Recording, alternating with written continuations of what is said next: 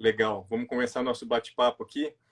Pessoal, eu vou apresentar o Dr. Carlos Eduardo Parsotti. É um colega, um amigo que ele é ortopedista, cirurgião de coluna, né, especialista em doenças da coluna. Tem um trato grande com as deformidades. Tem formação dele acadêmica de medicina na Faculdade de Medicina da USP e trabalha atualmente também no serviço, além do serviço particular, né, no serviço do servidor público de São Paulo. E para o público que vem da página dele também, só para me apresentar, eu sou Vinícius Benito, sou neurocirurgião, também especialista em doenças da coluna, trato apenas doenças da coluna. Sou da equipe da Unifesp, da cirurgia de coluna da Escola Paulista de Medicina. Cadu, bacana ter você hoje aqui para a gente poder discutir alguns temas legais aí que são do nosso interesse, falar das escolioses, né? Faça suas considerações iniciais aí, o que você está pensando dessa noite de hoje para a gente conversar. Primeiro agradecer aí o convite, pô, uma honra estar aqui na tua página do Instagram. Obrigado pelo convite e ter sido presenteado com a conversa com você nesse mês, que é o enfoque de tratamento que eu mais tenho, que é a escoliose, né? Meu público é um pouco diferente aí da maioria dos cirurgiões de coluna, praticamente é o que eu faço da vida. Então, vim aqui hoje para acrescentar, ver as dúvidas do pessoal, ver o que eu posso ajudar e tentar traduzir aí do Medicase para a parte mais leiga do assunto e tentar responder algumas perguntas aí que você fazer e o pessoal também. Legal. Então, Cadu, você falou uma coisa que é bem legal, porque hoje é o último dia desse mês que a gente tem um mês de conscientização da escoliose. Então, é um mês que a gente, todo mundo da cirurgia de coluna, do pessoal que trata doenças da coluna, que trata síndromes, etc., a gente procura fazer essa conscientização durante esse mês de junho, né? Então, terminar o mês falando sobre isso, acho que é uma coisa que vai bem a calhar. Uma dúvida que é inicial, as pessoas perguntam, né, qual que é a diferença do neurocirurgião, do ortopedista, quem que trata a coluna, etc., e eu vou dar a minha visão, depois eu vou pedir para o Cadu falar a visão dele, mas a minha visão é que, na verdade, quem tem que tratar a doença de coluna é quem é especialista em coluna, né? Essa pessoa, ela é mais habilitada para tratar a coluna, independente da formação básica dela, se vai ser de ortopedia ou de neurocirurgia. Aqui no Brasil ainda a gente tem uma diferença de formação na maioria dos centros, né? Lá na nossa residência a gente tenta equilibrar essas deficiências que muitas vezes tem na neurocirurgia e que tem na ortopedia, de dar um enfoque mais em algumas doenças do que em outras.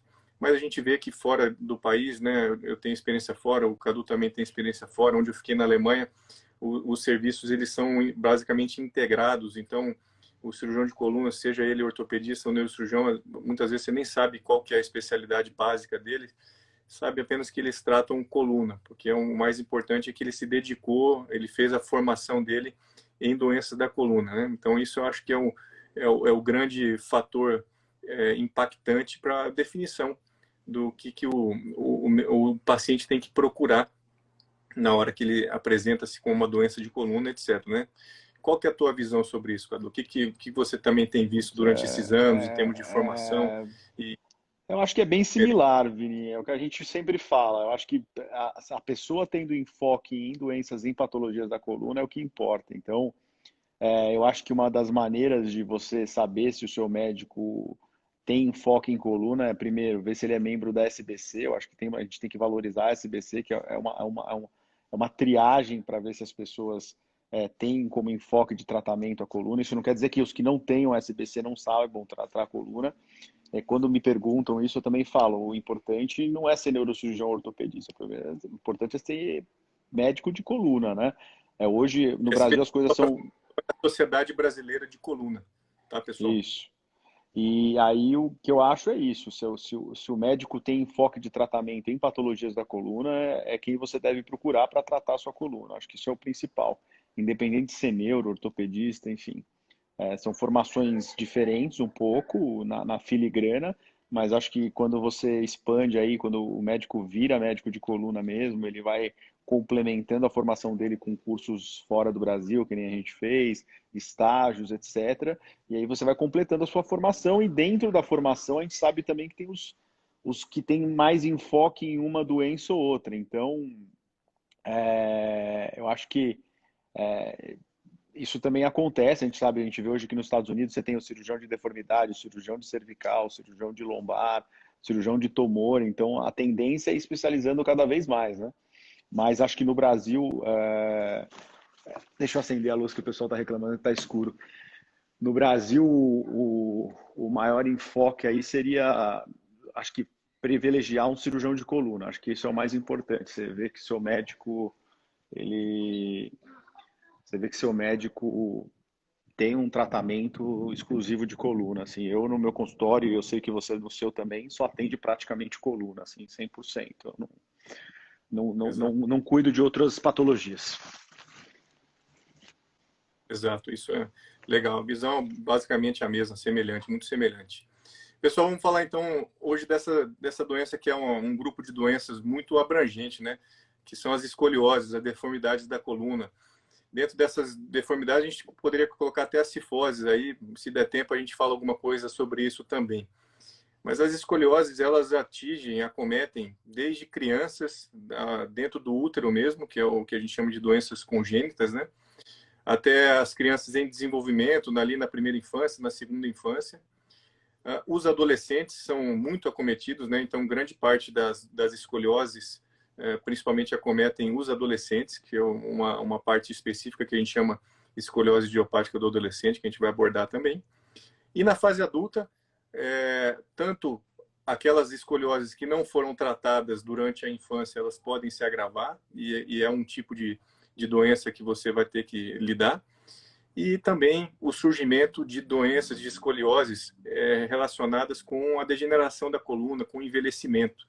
Isso é bastante comum, e com essa longevidade maior, com a gente vendo pessoas vivendo cada vez mais, a gente vai percebendo que vai surgindo um grande campo de pacientes com deformidades na fase mais avançada da vida, né? Depois aí dos seus 60 anos, é uma coisa que a gente começa a perceber. Então, basicamente, o que a gente vai falar agora é de tentar abordar ponto a ponto, né? A escoliose mais comum, uma das mais importantes que a gente consegue observar nos consultórios, etc., e que é de preocupação não só da pessoa que desenvolve a escoliose, mas também da família, é a escoliose idiopática. O que é idiopático, esse termo idiopático? Idiopático é que não tem causa, é uma doença que a medicina não tem uma causa específica, então tudo que ela não tem uma causa específica, ela chama de idiopática.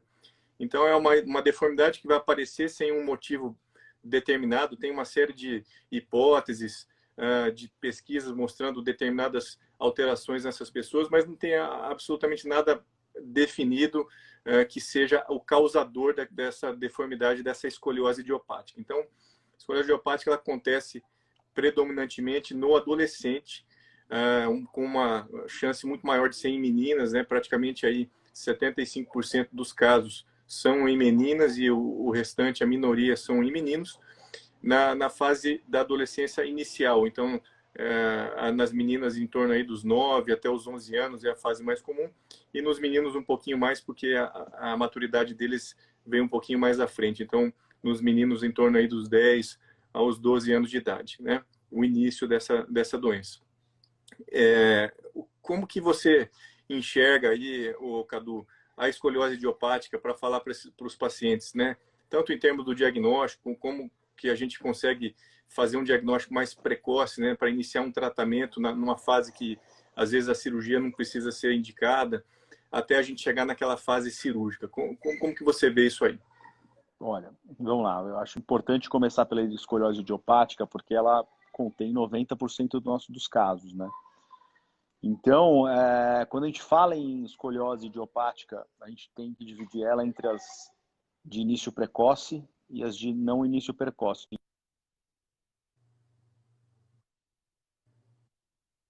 De início precoce, a nossa tendência hoje é tratar de maneira conservadora. Então, você tem, nas muito precoces, você consegue fazer o gesso, né, o gesso de His, e nas escolioses, com a criança um pouco mais velha, a gente tende a usar os coletes, né, os braces, esses coletes 3D, tem aquele pessoal do Escoliose Brasil que faz, que é super interessante, e que é uma maneira de tentar evitar a progressão da curva. Outro ponto importante na idiopática de início precoce é você pensar que o gesso, em muitos casos, é curativo. Então, até 5 anos, você pode curar essa escoliose com gesso. Isso falando da maneira de tratamento conservador. Aí, escoliose idiopática do adolescente vai depender da maturidade óssea da criança e se ela tem ou não indicação de colete pela, pela, pela maturação óssea e pela progressão da curva e magnitude da curva, ou seja, o tamanho da curva. Quando o colete está bem indicado, a gente tem já vários estudos mostrando que o colete é super efetivo no tratamento e que evita a progressão e muitas situações diminui a incidência de cirurgia. Então isso é importante, né? Porque já existiu um mito aí no meio médico, inclusive, falando que colete não adianta. Então colete e tratamentos conservadores para a escoliose, eles são importantes, eles têm que ser usados e eles têm que ser tentados, mas quando há indicação. O que acontece, e isso deve acontecer com o Vinícius também, é que muitas vezes quando chega para a gente como cirurgião de coluna, é quando o caso já está muito grave. O colete, não é que o médico não quer indicar o colete, é que o colete já não tem mais indicação. Então você vai deixar uma pessoa com a escoliose dela progredindo dentro de um colete, que a mãe vai gastar uma fortuna, enfim. Então acho que esse é o ponto sobre o tratamento conservador da escoliose idiopática. Isso, e eu acrescento até, Cadu, uma coisa interessante, porque esse mito de colete não funciona, ele vigorava muito até o surgimento de um trabalho bem interessante que definiu alguns critérios para a gente fazer o uso do colete. Foi em 2013, salvo engano, e eles mostraram exatamente isso, que o colete ele tem uma eficácia assim bem definida com o uso, né? O tempo de uso dele tem que ser mínimo 18 horas por dia, né? A criança não pode ter uma maturação óssea muito avançada, ou seja, não pode ser aquela criança que já tem a ossatura dela praticamente definida, porque o efeito dela vai ser pequeno. E para deformidades muito grandes, né? Então aí mais do que 40 a 45 graus, também a indicação ela já começa a se perder, não faz sentido a gente fazer uso disso. Por isso que o diagnóstico precoce, ele é importante, né? E esse diagnóstico precoce, o que eu tenho visto na maioria dos casos, ele acaba sendo feito ou dentro de casa, realmente, com observação dos pais, ou eventualmente alguma pessoa na escola que faz essa observação. Né? Então, Nesse acho que é trabalho que interessante. você está falando, o fator de melhor prognóstico do colete é o compliance do colete, ou seja, o uso maior que 18 horas, como você disse. Teve uma pergunta aqui que a moça perguntou, quantas horas? É o mínimo 18 horas. Então a criança tem que dormir com o colete, ela só tira para fazer atividade física, uma natação, alguma coisa assim. Outra coisa que eu gosto muito são as técnicas tridimensionais de correção da escoliose. Então, Schroth, que é da escola alemã, e alguns métodos conservadores. O colete que eu gosto mais é na linha do Rigo Chenot, que é o colete 3D. E outro ponto que também estão perguntando aqui, que eu acho que é interessante, é com relação ao grau do uso de colete. Isso é importante também, porque eu já vi colete em curva escoliótica de 12 graus. E com 12 graus o colete não tem indicação porque o colete não funciona, não é porque a gente não gosta também, é porque o colete não funciona. Outro mito sobre colete é, por exemplo, existem pacientes que têm muita imaturidade óssea, por exemplo, uma curva de 45 graus, uma criança Risser 0 e com tórax pequeno, sem desenvolvimento torácico ainda. Eu, mesmo com 45, eu mantenho o colete e espero essa criança desenvolver um pouco. Eu acho que não faz diferença você operar uma curva de 45 e uma de 55 graus. A curva progredir muito rapidamente, a gente vai abordar antes tal, e vamos.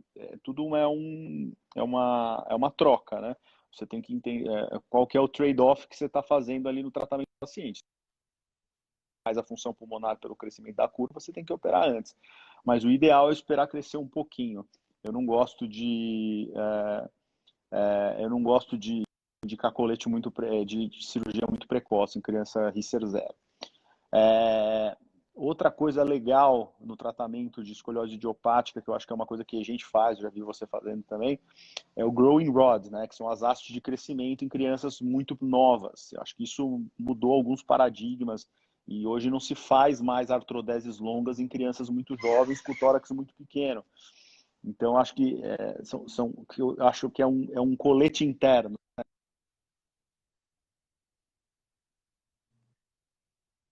Você tem esse outro método que eu acho que é um método interessante para crianças com curvas muito graves, muito precoce, que é a minoria, mas existem esses casos também. E aí, falando em deformidades de coluna, que muita gente pergunta, e eu acho que é um ponto crucial no tratamento da própria escoliose, é você entender em qual etiologia da escoliose você está. Então, você tem muitos casos que aparecem às vezes aqui no Instagram, são casos neurológicos que não sabem ainda, não tem o diagnóstico de neurológico, mas a gente vê o paciente e tem um aspecto neurológico, então isso muda um pouco o tratamento. Você tem as escolioses congênitas, que você faz um monte, Vinícius, que são casos que o tratamento é completamente diferente da escoliose idiopática. E você tem os casos de escoliose do adulto, escoliose por doenças degenerativas, que aí você não olha mais a coluna de frente, você olha ela de lado, e aí os aspectos mais importantes é o balanço espinopélvico, que aí a gente vai olhar o quê? Versão pélvica, incidência pélvica. Então, é o velhinho que vem para frente, né? Aquela pessoa que tomba para frente,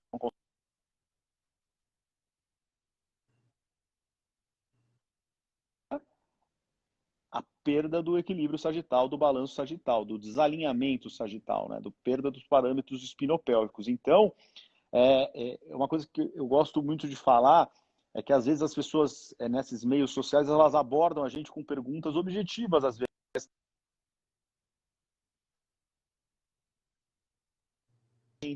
sem entender a origem da doença dele e sem ver aonde ele se encaixa.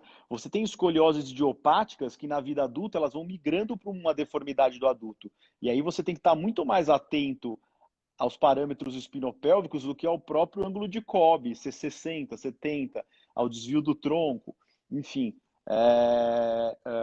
Eu acho que esse é o ponto.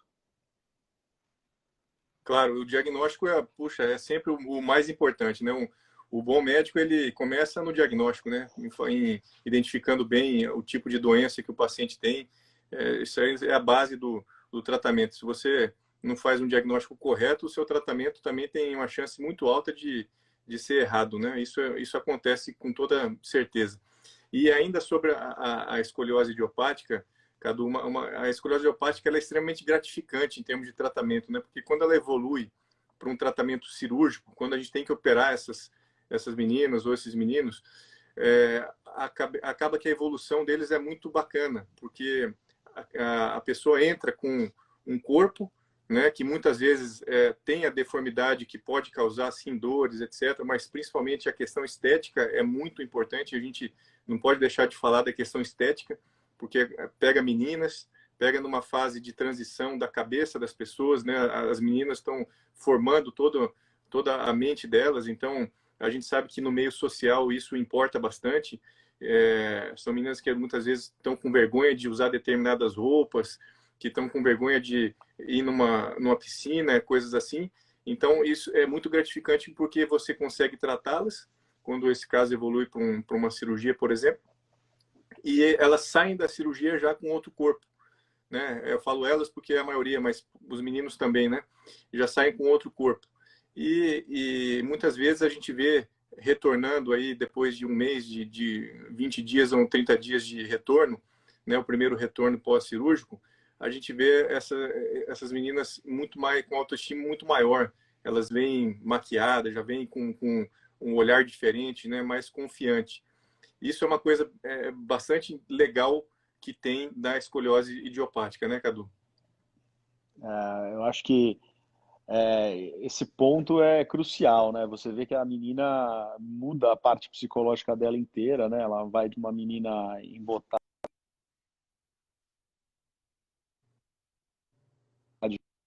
né? Geralmente é uma coisa esteticamente muito feia, gera bullying no colégio, ou por uso de colete, ou pela própria deformidade, usa roupa larga. e aí volta toda produzida já no primeiro mês de cirurgia, né? Então é uma coisa muito gratificante porque você vê uma melhora praticamente imediata. É óbvio que não é um caminho sem sofrimento, porque é uma cirurgia, então é natural que uma cirurgia você tenha dor, a recuperação nunca é fácil, mas eu acho que dentre as cirurgias e pelo tamanho da cirurgia, você vê que fazendo com equipes treinadas, você tem um resultado não só estético, como clínico muito bom, que às vezes é o medo das pacientes é de não movimentar mais a coluna. Isso tudo é pensado antes da cirurgia e conversado com o paciente. Então, eu acho que uma grande coisa também é um paradigma é que você nunca mais vai mexer sua coluna. Você vai mexer sua coluna. Isso, você tem duas maneiras de chegar nesse objetivo, que é voltar a ter uma coluna normal. Primeiro é você fazer uma boa reabilitação. Acho que vamos fazer nossa meia-culpa com os físios aqui. Eles são tão importantes quanto os cirurgiões quando você vai fazer uma cirurgia dessa. Porque não adianta você fazer uma cirurgia linda, a paciente ficar com a coluna reta e ela ficar em repouso 2 meses. Se isso acontecer, ela vai ficar com fibrose, você não vai ter um resultado clínico tão bom. Porque muitas vezes a gente posta, e acho que é até culpa nossa, a gente posta muito raio-x, mas o mais interessante não é o raio-x, é o resultado clínico da paciente. Então, ela baixar, ela fazer as coisas dela, ela ter uma boa função. Então, isso é muito importante. Isso tem que ser muito bem conversado. Mas esse aspecto que você falou com relação ao emocional da paciente, o aspecto psicológico da cirurgia é muito satisfatório, assim, é muito, muito gratificante como médico, porque as meninas mudam, né? Elas ficam felizes em viver. Então, é muito, muito legal, muito bacana. E isso que você falou também é bem importante, Cadu. Vou frisar isso, porque hoje em dia, o primeiro que as técnicas cirúrgicas que a gente tem, né, quem trata a deformidade, quem se dedica, a recuperação, ela não é mais aquela recuperação da paciente ficar internada 20 dias, não é, tá longe daquilo, de perder litros de sangue, né, de ter uma... É claro que a gente consegue minimizar muito esses fatos do passado aí, né? Então, as cirurgias hoje acabam sendo menos agressivas. A gente consegue fazer cirurgias mais curtas do que eram feitas no passado. Isso é uma coisa interessante também. E principalmente a segurança, tanto a segurança da anestesia, que atualmente ela é muito alta, quanto a segurança de uma equipe que é fundamental para a gente, que é a equipe de monitorização neurofisiológica. Né? Eu sempre gosto de explicar para as pessoas o que é isso. A neurofisiologia é uma equipe de médico que eles ficam com um computador na frente deles e esse computador está conectado no paciente através de eletrodos. Então, todos os músculos do paciente vão estar ligados nesse computador e esse médico vai estar vendo em tempo real como que está a função de cada músculo. Então, durante a nossa cirurgia, se a gente faz algum movimento, alguma coisa que altera essa questão neurológica, ela vai aparecer em tempo real para o médico que está vendo e ele vai nos informar também imediatamente. Então, isso gera uma segurança muito grande para o procedimento. A gente consegue ter essa segurança do trato neurológico, né? Ou seja, da função neurológica, função motora das pernas, porque a pessoa entra numa cirurgia de coluna, ela tem medo de morrer ou de ficar na cadeira de roda. Basicamente, são os dois medos maiores, né? E isso dá muita segurança para o paciente e principalmente também para a equipe médica durante o ato cirúrgico. Então, é uma coisa bem interessante que você falou e que a gente tem que frisar, porque a pessoa não... obviamente, tem que ser tudo explicado, a questão de dor pós-operatória, a recuperação. É claro que não é rápida, não é imediata, vai ter um período de recuperação, a fisioterapia vai ter esse papel fantástico nessa recuperação, mas ela não pode deixar de fazer um tratamento por conta de medo de questões que estão aí no passado e que volta e meia algumas pessoas acabam falando, né? Cadu, vamos falar de um outro tema legal também, que é a escoliose neuromuscular. Eu queria escutar de você, né? Porque você acabou de falar aí do diagnóstico, né? Que é importante. E às vezes você pega um paciente com escoliose idiopática que um médico achou que era idiopática, mas na verdade tem uma doença neurológica por trás. E essa escoliose neuromuscular, que é uma doença multifacetada, né? Ela tem uma série de caras diferentes. apresentações diferentes, idade também diferentes. É, faz um resumo para as pessoas aqui da tua interpretação da escoliose neuromuscular. Olha, a minha interpretação é que escoliose neuromuscular ela é muito mais um sintoma do que um diagnóstico, né? Porque ela é um sintoma de milhões de síndromes que você pode ter, desde paralisia cerebral, mielomeningocele, amiotrofia espinhal e outras tantas doenças neuromusculares. A escoliose ela se apresenta de uma maneira geralmente agressiva nas doenças neuromusculares e com progressão sem sem parar, né? E são doenças de tratamento totalmente multidisciplinar. Aí você vira, é outro capítulo, né? Outro paciente, é um paciente que requer muito mais cuidados e que tem uma taxa de complicação cirúrgica quando é essa a aplicabilidade dele. Então, e dependendo de cada cirurgia, por exemplo, você pega um mielomeningocele, tem um pouquinho mais, PC um pouco menos, uma amitrofia espinhal um pouco mais, e cada um você tem que se ater às complicações mais comuns dentro da síndrome que esse paciente se encaixa. Então, acho que a primeira coisa, eu interpreto escoliose como um sintoma. Então, a gente é muito mais médico auxiliar do que como na escoliose idiopática, que a gente é o médico titular. Então, a gente é só um meio de ajudar aquele paciente a ter uma função pulmonar melhor, a ter um posicionamento na cadeira, geralmente quando é cadeirante, melhor.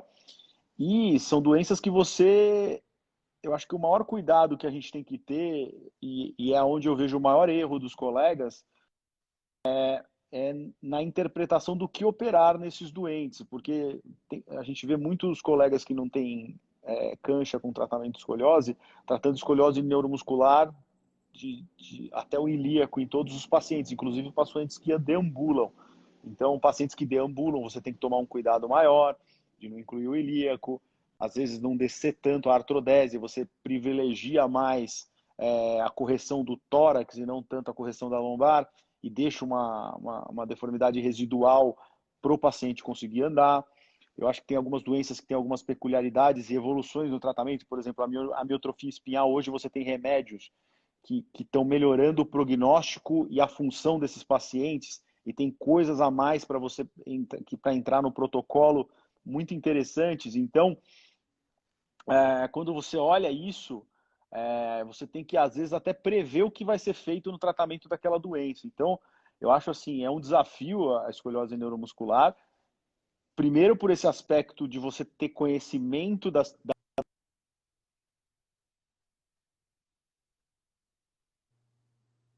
que seriam esperadas para esse paciente e ter uma equipe multidisciplinar para tratá-los, porque é melhor não operar. Exato. Eu também, a minha visão é muito semelhante em relação à escoliose neuromuscular, porque é uma doença que, primeiro, você tem que entender individualmente cada paciente, porque cada paciente, o paciente com paralisia cerebral vai se apresentar de uma forma, o paciente com mielomeningocele de outra forma, né? A paciente com uma distrofia muscular, um Duchenne, é completamente diferente, a miotrofia espinhal e tal. Então, cada paciente tem que ser interpretado de forma completamente individual. Ele talvez, dentre das escolioses aí, a escoliose neuromuscular é uma que gera bastante dúvida até no tratamento, porque você tem que olhar o paciente, como que ele se movimenta, o que ele usa do quadril para ele caminhar, né, para fazer a decisão Análise de marcha, né? Exato, você tem que fazer uma análise da marcha do paciente, né? Ver qual que é a função que está faltando para esse paciente. Uma coisa que eu sempre gosto de falar em pacientes que são cadeirantes, né? Porque eu já ouvi até médicos falando, puxa, mas é cadeirante, né? Não precisa, qual que é a grande necessidade de se operar agora, etc, né? A necessidade muitas vezes é até de urgência, por vários motivos. O primeiro motivo é porque essas escolioses acabam muitas das vezes sendo muito graves. Elas são escolioses de altíssima magnitude, ou seja, de curvas muito grandes.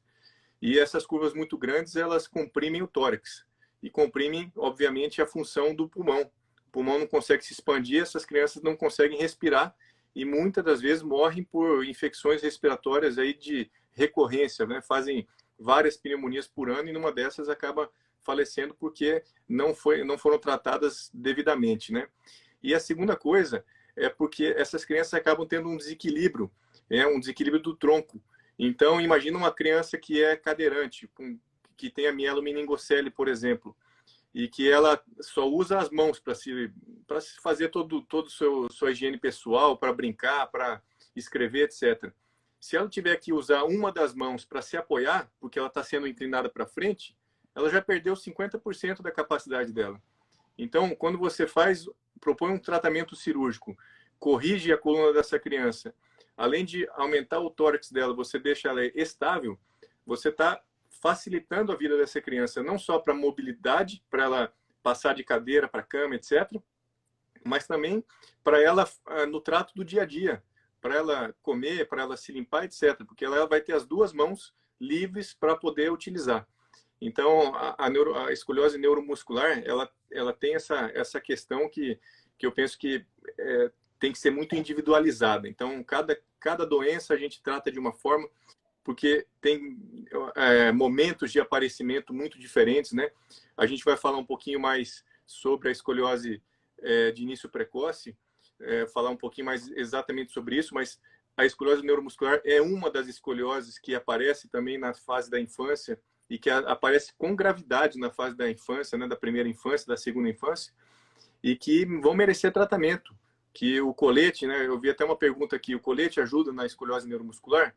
O colete na escoliose neuromuscular ele não tem uma capacidade grande, porque o colete, a função do colete, ela está muito relacionada com o controle da musculatura.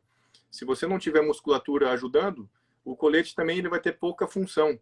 Então, para a grande maioria das escolioses neuromusculares, o colete não tem uma função de resolução, ele não vai ser um tratamento definitivo, né? E aí entra aquelas cirurgias que a gente acaba fazendo na infância, que são as cirurgias de alongamento, né? No termo em inglês, de growing rod, né? As escolioses de início precoce, muitas das vezes a gente vai fazer essa escolha. Uma coisa interessante aqui tem uma físio, a Ana Cláudia Lavor, aqui que ela está falando, que é a questão do eixo adaptativo, que é mais ou menos o que a gente falou da análise de marcha. Então, e mesmo o cadeirante, você pode mudar o eixo dele, e o PC ou neuromuscular, ele tem uma dificuldade maior em adaptação à cirurgia. Isso às vezes a gente vê até no idiopático. Eu já tive paciente com escoliose idiopática que chegou no meu consultório toda torta, eu falei, nossa, aconteceu alguma coisa com a cirurgia. Fui ver, o raio-x estava reto, mas você tem toda uma plasticidade e uma adaptação de todo o neuroeixo para comportar o novo posicionamento. Você tem o senso e mecanoreceptores que eles demoram para se adaptar. E isso num paciente PC, no neuromuscular, é maior ainda. Além do que você falou e que a gente estava comentando sobre a análise de marcha, que é o paciente que usa a báscula de bacia e que usa toda a biomecânica da bacia, da obliquidade pélvica, para andar. Esse é um paciente ruim para você ir para a pelve, para você descer para a pelve. Então, acho que esses são pontos importantes. Toda essa adaptação que as crianças com síndromes neuromusculares elas têm, e isso precisa ser pesado. Então, eu gosto muito de tratar esses doentes em centros mais complexos, em centros com mais disciplina juntos e junto com o médico da doença de base dele. Porque você optimiza o tratamento e muitas vezes você conhece um pouco melhor da doença e da capacidade de adaptação desse doente à cirurgia que está sendo proposta. Então não é só ir lá, pôr parafuso e ir embora, né? Acho que a gente precisa dar qualidade de vida. O foco é qualidade de vida e qualidade de vida não só pro paciente com síndrome neuromuscular, pro tratador, né? Porque a gente tem os pacientes tem a mãe, tem o pai, sempre a pessoa que cuida deles e depois de uma cirurgia dessa, a facilidade de cuidar fica sempre muito melhor quando bem feita e bem indicada, né? Acho que muda a vida, né? A higiene fica melhor, acho que várias coisas, vários aspectos nesse sentido melhoram. E eu ressalto aqui que a escoliose neuromuscular, é uma das que acaba evoluindo com maior gravidade. Então, essa é o que a gente chama de escoliose de alto grau. Muitas das vezes, a grande maioria das vezes, as escolioses de alto grau, elas estão relacionadas com alguma síndrome neuromuscular. Por conta dessa incapacidade de sustentação muscular, as deformidades progridem quase que sem freio, né? Então, chegam para a gente casos gravíssimos e tudo mais. E aí, você tem um centro de tratamento especializado, que a fisioterapia seja totalmente confiável, a equipe de enfermagem seja confiável para lidar com esse paciente e que o centro cirúrgico proporcione um tratamento adequado, né, para o médico que vai fazer essas cirurgias, que são cirurgias grandes, são cirurgias que demandam muito, né, que exigem muito do refinamento técnico, né, do cirurgião. Isso é absolutamente fundamental no resultado final do tratamento cirúrgico desses pacientes. Uma coisa que a gente acaba usando, Cadu, que algumas pessoas, eu coloco na internet, as pessoas ficam até com medo, é a tração craniana. Né? Eu quero só desmistificar a tração craniana, porque a tração craniana ela tem uma vantagem. Qual que é o raciocínio do uso de tração craniana? Primeiro, você vai usar tração craniana, que é um halo que a gente coloca, prende na cabeça, e esse halo vai estar conectado a fios pela cabeça. Então, ela vai estar puxando a cabeça da pessoa continuamente. Isso é o halo craniano. E a gente usa quando? Em cirurgia, em casos graves, primeiro, tem que ser um caso grave, você não vai usar isso para uma esclerose idiopática do adolescente do dia a dia. São casos graves. E na ideia do seguinte, você tem uma doença que é crônica, ou seja, que levou anos para chegar naquela situação, e então, se você puder dar um tempo para ir soltando essa coluna, esse tempo vai ser utilizado com a tração. Então, a gente deixa algumas semanas essa criança na tração. E não é nada doloroso, isso não dói nada. A cabeça da criança não dói nada, ela fica muito confortável. E nos centros que a gente tem hoje em dia, aqui em São Paulo, a gente consegue deixar a criança que caminha, ela vai caminhar, as que andam de cadeira vão andar de cadeira de roda, tudo com o uso desse halo. E vão para a brinquedoteca, né? Tem lugar que o hospital leva até um cachorro para as crianças brincarem e tudo mais.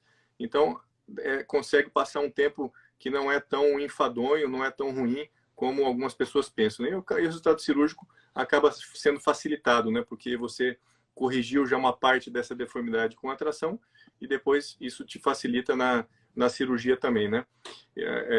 Você gosta da tração, Cadu? Como que você vê ela? Eu acho que ela é um bom adjuvante, principalmente para curvas muito graves, né? Acho que curvas muito graves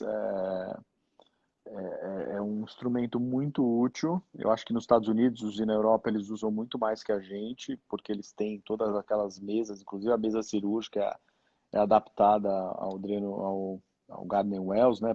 Eles operam sob tração todos os pacientes lá.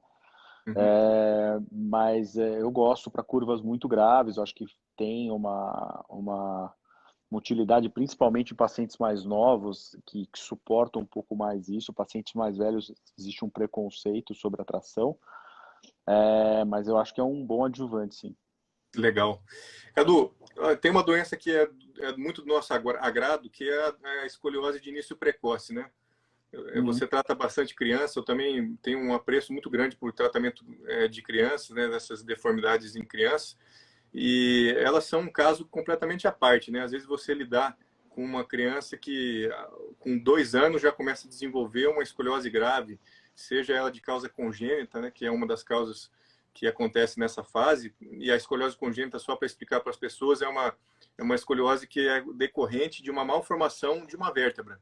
Então, a vértebra ela nasce mal formada, com só metade da vértebra, de uma das vértebras formada, e acontece que isso vai elevar um lado da coluna e o outro lado vai ficar mais curto. Então, a criança vai se encurvando continuamente. Isso é o que acontece na escoliose congênita, o que a gente chama de hemivértebra, né, que é o mais comum.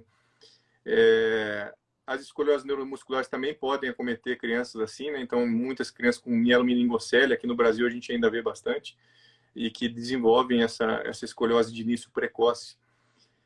E o tratamento acaba sendo um desafio, né? Você já falou no começo que a preferência é sempre pelo tratamento conservador, né? Mas muitas das vezes o tratamento conservador já passou, já não tem mais uma função.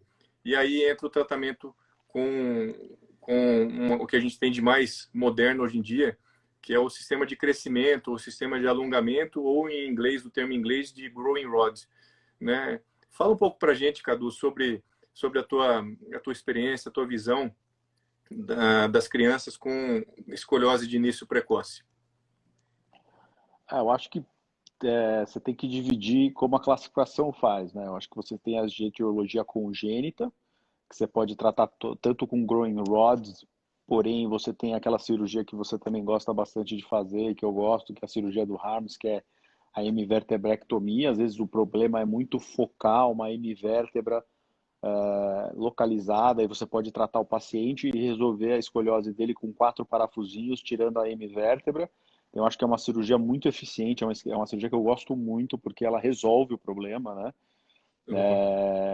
Acho que isso é um capítulo à parte, né? Porque aí você não entraria no growing rod, não entraria num sofrimento prolongado, é uma cirurgia menor, que é impressionante a recuperação desses pacientes, às vezes com 3, com 4 anos, você faz uma hemivertebrectomia, 4 parafusinhos, o paciente está correndo na enfermaria no dia seguinte dela, né? E apesar de ser uma cirurgia grande, porque você tirou uma vértebra do paciente, mas é uma cirurgia muito, acho que é um capítulo um pouco à parte, porque é uma coisa que você tem que, eu acho que nem tratamento conservador cabe aí, eu acho que realizar a cirurgia, fazer a excisão vertebral o quanto antes, e o paciente tiver um tamanho adequado para você fazer e resolver esse problema. E Isso aí eu acho que... então, nesse dado que você falou, Cadu, porque você também recebe isso com toda certeza, e eu recebo também pacientes que às vezes receberam a informação médica de que não tem o que fazer, né? A criança está com 3 anos, não tem o que fazer, está com 4 anos, não tem o que fazer, e isso acaba só atrasando o tratamento dessas crianças. Ou então, colocar colete para escoliose congênita, que não vai adiantar absolutamente nada, vai ser prejudicial, porque vai deixar a criança rígida, vai fazer uma atrofia muscular com a criança, e aí você só perdeu tempo. Então, ao invés de operar uma criança com 2, 3, 4 anos, que é uma criança mais fácil de ser operada, porque a vértebra está mais mole, a facilidade cirúrgica acaba sendo maior, você acaba tendo que operar uma criança já numa fase mais tardia, de 7, 10 anos, em que é um outro tipo de coluna, né? Uma coluna já mais formada, com uma escoliose já E mais... curvas compensatórias mais estruturadas, né? Que esse é o grande Exatamente, problema. É você exatamente. estruturar as outras curvas e aí você tem que fazer Curva. um tratamento Sim, maior, mais extenso, numa curva que era resolvível, que é o que estão perguntando aqui, com 4 parafusos. O que consiste? exato. Você tem a vértebra de cima, a vértebra de baixo, que são normais, e uma hemivértebra. Você tira essa hemivértebra, coloca os 4 parafusos e fecha essa coluna e coloca ela no lugar. Então, é uma artrodese curta, uma artrodese que deve ter 2 centímetros praticamente, né, Vinícius? 2, 3. E você faz a ressecção vertebral, uma cirurgia super técnica. Isso é uma cirurgia que não deve ser feita por qualquer pessoa, para quem tem treinamento, só para colocar aqui, porque não é uma cirurgia simples. Aqui, provavelmente, acho que eu e você são as pessoas que mais fazem isso aqui. Então, é uma cirurgia que pouca gente faz, mas é uma cirurgia que que é muito gratificante em termos de resultado quando bem feita. Então, uma cirurgia que resolve um problema que poderia levar anos para ela resolver, e você evita um growing rod, evita uma artrodesistência, curvas compensatórias, uma deformidade de coluna mais complexa para colocar e para fazer essa cirurgia mais curta. Então, acho que isso é um capítulo à parte. Aí você tem as escolioses de início precoce, Sim. que com curvas longas, que aí você vai ter tanto neuromuscular como as congênitas complexas e a idiopática. E aí eu acho que dentro disso é super importante esse surgimento do growing rod. Por quê? Porque essas hastes de crescimento, elas permitiram que a gente não precisasse fazer cirurgias muito precoces nesses doentes. A gente consegue levar os pacientes por 5, 6 anos, permitir o crescimento do tórax praticamente para o tamanho praticamente do adulto, e evitando uma deformidade muito grave. Então, acho que essa tecnologia veio para ficar, uma coisa gratificante, e é uma ponte para a cirurgia grande. E E é uma cirurgia muito menor, né? Porque ela é uma cirurgia que você faz 2 cortes nas pontas e Sim, você passa as hastes percutâneas, então, transmusculares. E isso ajuda muito, é uma cirurgia muito menor e você evita uma deformidade mais grave para tratar quando adulto, ou evita uma cirurgia muito precoce que não permita que você tenha um tórax bem formado, né? exato. Essa técnica eu acho ela fantástica, porque a resolução que a gente consegue oferecer para o paciente é muito grande, você consegue correções muito boas, então a mudança ela é evidente, a criança já sai com outra postura. Eu tenho relatos de mães aí falando que a criança mudou completamente a autoconfiança dela perante as outras crianças, isso é muito, muito gratificante mesmo, a gente vê. E você faz exatamente isso que você falou. Você consegue compensar essa criança para levar ela na fase tardia e fazer a cirurgia definitiva. Mas enquanto isso, a criança está com a coluninha dela crescendo normalmente, né? Então, a cada de períodos ali, 6 meses, 7 meses, a gente vai lá e faz uma distração, aumenta um pouquinho esse instrumental, né, para favorecer o crescimento da coluna e aí a gente acaba levando até essa idade mais tardia. E o legal também, Cadu, é porque essas crianças elas evoluem muito bem, né? A gente opera as crianças no dia seguinte, é o que você falou. Então, se É. brincando já, a dor pós-operatória é muito pequena, né? Operar criança é uma alegria, não é não? Ah, eu gosto, porque você tem que pedir para segurar, né? Não para soltar, é diferente, né? A criança mais velha, o adolescente, fica com mais medo. A criancinha não, ela se atira e vai embora, o que é bom. Exato. Mas é muito gratificante, eu adoro. Legal. Cadu, a gente tinha mais outros temas para a gente conversar, tem muita coisa legal. Até eu vi o pessoal perguntando do adulto e tudo mais. A gente estava aqui no nosso cronograma para poder discutir um pouquinho, mas já está chegando na hora da gente encerrar. Futuramente a gente pode marcar para falar de outros temas também que são de interesse de todo mundo. Acho que o que faltou a gente conversar agora são as escolioses degenerativas, escoliose do adulto, né, que é Uhum. um tema muito legal, é um tema à parte que foge bem das escolioses em geral, né, que a gente acabou de conversar aqui.